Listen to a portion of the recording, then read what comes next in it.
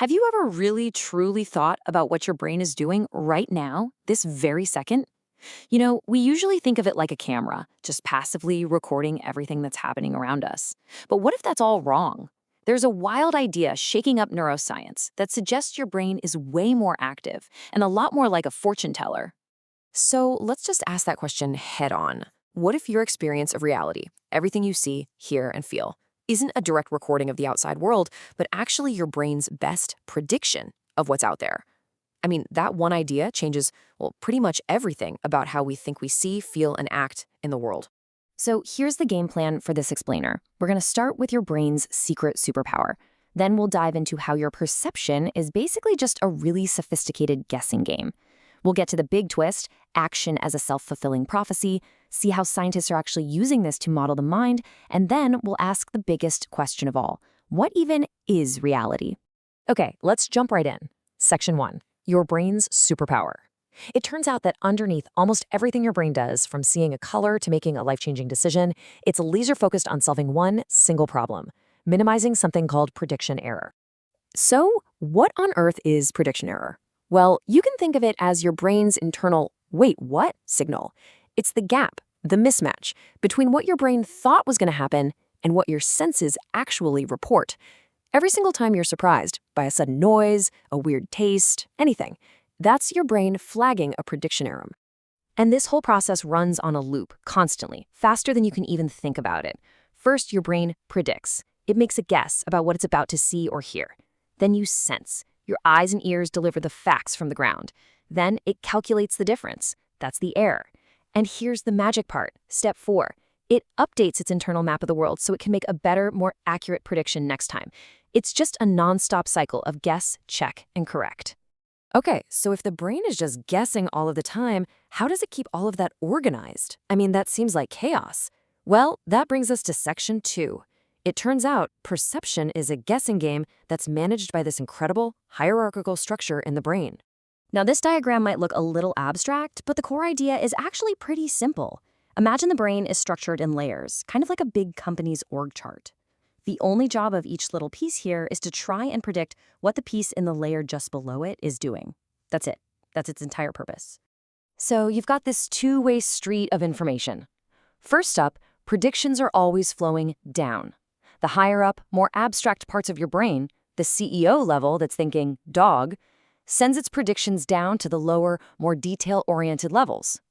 Those levels then expect to get signals that match dog, like 4 legs, fur, a wagging tail. You get the picture. But here is where it gets absolutely brilliant. What flows back up the chain isn't all the raw data from your senses. Can you imagine how overwhelming that would be? No way. Instead, only the errors, only the surprises get sent back up. So if the visual system gets signals that don't match the dog prediction, like say the animal meows, that error message shoots right up the hierarchy, telling the higher levels, hey, your guess was wrong, time for an update. This is just an unbelievably efficient way to process the world. All right, I hope you're ready for a major plot twist. Because so far, it sounds like the brain is just a passive scientist trying to build an accurate model of the world. But that's only half the story. Welcome to Section 3, Action as a Self-Fulfilling Prophecy. This is where we get into a concept called active inference. So look, when your brain detects a prediction error, it has 2 ways to fix it. The first way is perception. You just change your mind. You update your internal model to match the world. But the second way, and this is the real game changer, is action. Instead of changing your model, you change the world so that it matches your model. Let me put it another way.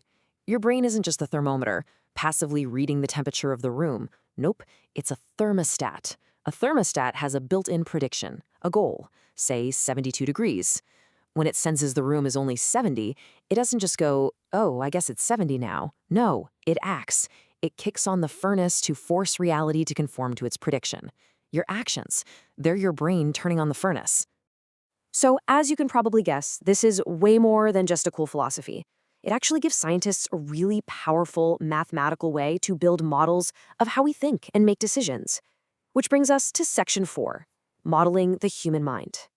Take a look at this simulation. It shows the theory in action perfectly. An agent, just a little computer program, wakes up in a dark room and wants to get to the bedroom. It's facing a classic dilemma. Does it just exploit what it already knows and take a guess at which door is right, or does it explore first, acting to reduce its uncertainty by turning on the light? Active inference gives us a way to model that exact trade-off. Now, I know this quote looks a little dense, but the idea behind it is actually pretty simple. All it's really saying is that our brains are wired to choose actions or policies that do two things at the same time: get us the things we want, that's the preferred outcome, and also reduce our uncertainty about the world. That's the information gain. It's a constant balancing act between getting rewards and getting smarter. And when you start looking at the brain through this lens, you can tackle some of the biggest questions in all of science. Like, what is attention? Well, maybe it's just the brain deciding which prediction errors are the most important. What about mental health? Something like anxiety could be the result of a brain that's stuck predicting negative outcomes, making it almost impossible to update that belief, even when the evidence says otherwise. So after all of that, where does this leave us? Well, it brings us to our final and maybe most mind-bending section. Given everything we've talked about, what even is reality? The answer might not be what you think. Here it is, the ultimate takeaway from this entire framework. Your experience of the world, this very moment, is not a direct window into reality. It is your brain's best guess. It is a story, a simulation, a generative model that's just being constantly course-corrected by little error signals from your senses.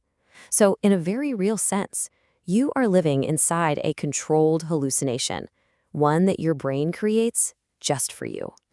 And that leaves us with one final and kind of personal question to think about. If every single action you take, from picking up a cup of coffee to chasing a lifelong dream, is fundamentally just your brain trying to make one of its predictions come true, then what predictions are you trying to fulfill?